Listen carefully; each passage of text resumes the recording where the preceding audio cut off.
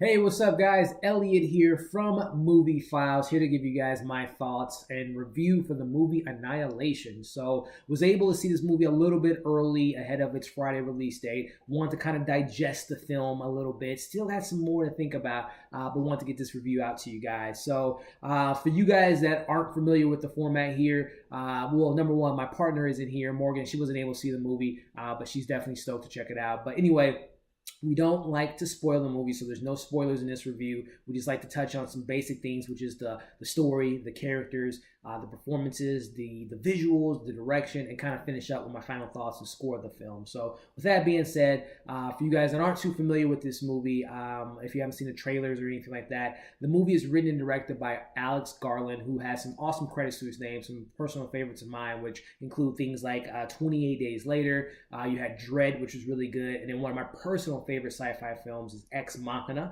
This film is based off of a book, so I would love to know for you guys that have read the book, what did you think as far as this movie compared to the book, and if you prefer one or the other, and how well they executed the film. I would love to know that, so leave that in the comments for those that are fans of the book. But this film does star Natalie Portman, Jason Leigh. You have Tessa Thompson, one of my personal favorites right now.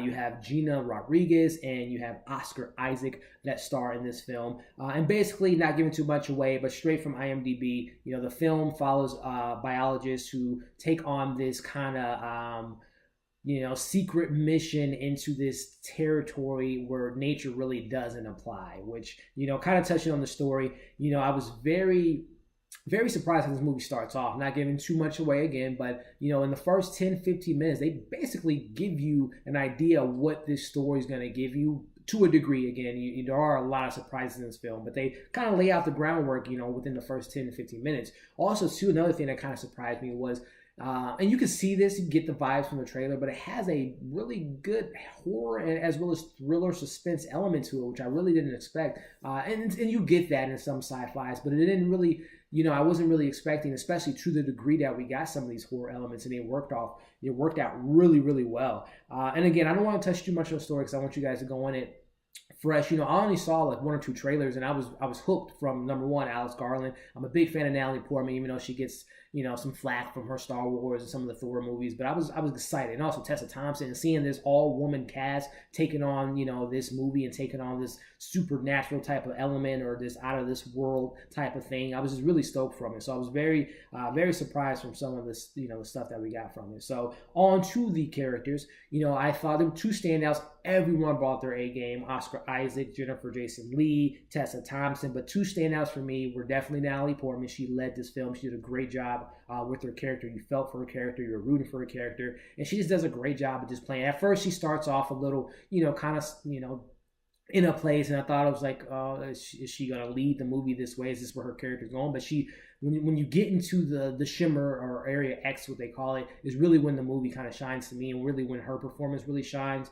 She did a great job. And also too, Gina Rodriguez, which I'm not too familiar with a lot of films that she in. I know she's on a TV show because I watched CW with Flash and Arrow, and I know I think she's won some awards for her television performance on, I believe it's Virgin Jane or Jane the Virgin or something like that. But she did a great job in this film. She has this one particular scene, which actually is one of my favorite scenes in the movie that she's involved in, and she just did a great job. And again, everyone involved had great performances across the board, which then leads into my next point, which is kind of the touching a little bit on the visuals and the sound of this film. So, after I saw the film, I immediately went on, my social media accounts and talked to a lot of my film community fans out there, and just kind of really highlighted and really stressed how cool it was to see it in this. I saw it in my first time seeing it, and I believe they call it the DLX theater experience, which was awesome because the visuals in this film are stunning. You go into this shimmer area X area,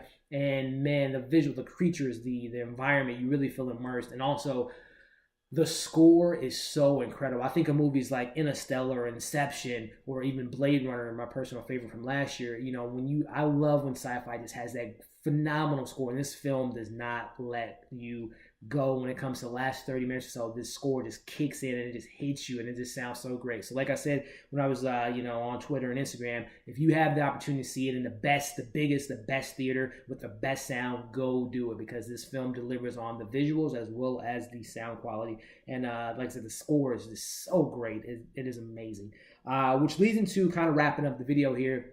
Final thoughts. If I were to give it a negative, some things I didn't like, there were some plot points that they introduced in the film that they didn't really address or wrap up, which in some cases are fine. You don't want to get spoon-fed everything, and you want to have some element of questioning yourself after you see the film. But there's one particular storyline that they introduced and they really didn't touch on to wrap up the film. Also, too, like I said at the beginning, there was a little bit of a slow burn to kind of get you into the story, which kind of, it wasn't a huge negative, but it was a little bit slower to kind of get. It picked up around the second half of the film for me personally, which also, too, I would love to know you guys' comments. I think this movie will have a third act that will be debated. I enjoyed it to a degree. I'm still thinking about what I actually saw. I mean, the last 30 minutes is a mind trip. Like, it is some stuff you've never seen visually, as well as just kind of understanding what's going on. So I would love to know what you guys thought of the third act, which I think it's going to be very divisive.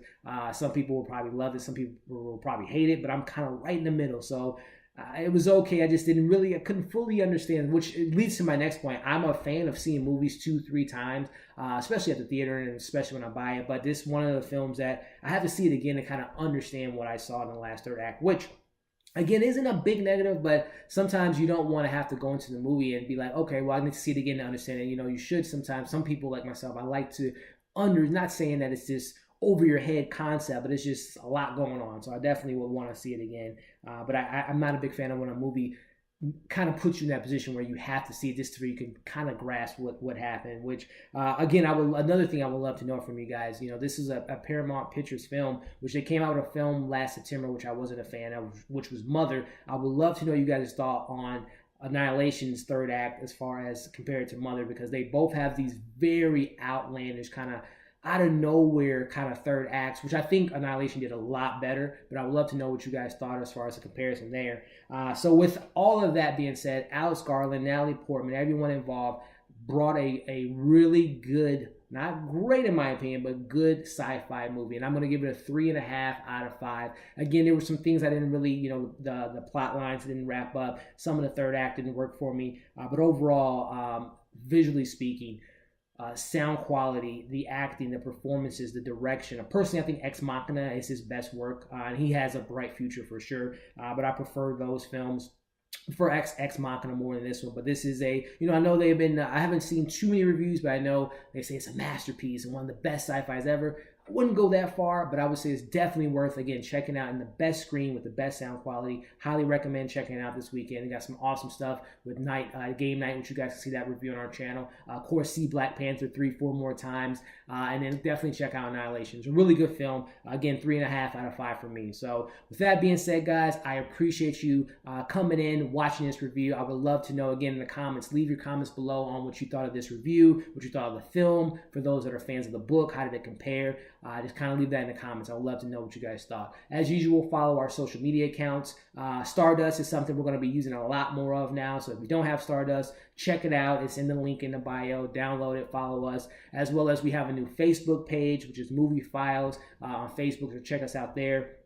And as always, some things to look out for. We'll have some, Walking Dead's coming back, so I'll have the review up probably Monday morning. We saw Love, Simon, so we'll have that review coming out closer to the release date. And there's some other cool content to keep an eye out for. So again, check out our Black Panther review, Game Night, and then we'll be back with you guys Sunday for a Walking Dead review. So as usual, guys, subscribe to our page, like, share, comment, and we'll see you guys again shortly.